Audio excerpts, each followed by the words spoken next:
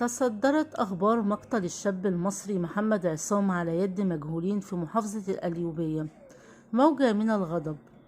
أعلنت وزارة الداخلية المصرية ظهر الأحد القبض على مرتكبي جريمة قتل سائق أوبر محمد عصام، حيث اعترف بتخطيطهما لسرقة المجني عليه والاستيلاء على أمواله.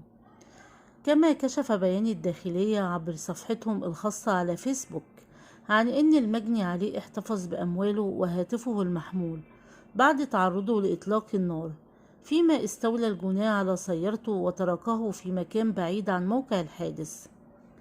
وقعت الجريمة مساء يوم الخميس الماضي، حين خرج محمد عصام البالغ من العمر 28 عام بعد تناول وجبة الإفطار لنقل راكبين عبر تطبيق أوبر، قبل أن يتم استدراجه وإطلاق النار عليه من الخلف وسرقة سيارته.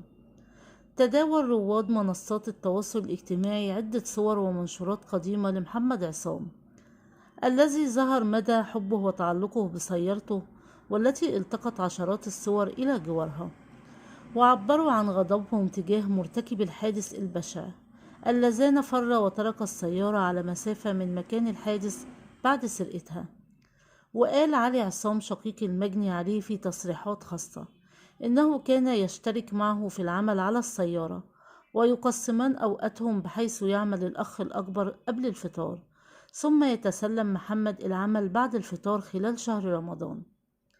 وأشار شقيقه إلى أن شقيقه الأصغر حاول التواصل معه بعد تعرضه لإطلاق النار، لكنه فوت المكالمة بسبب نومه قبل أن يستيقظ على مكالمات لاحقة من أصدقاء أخيه الأصغر يبلغوه فيها بتعرضه لحادث ثم وفاته.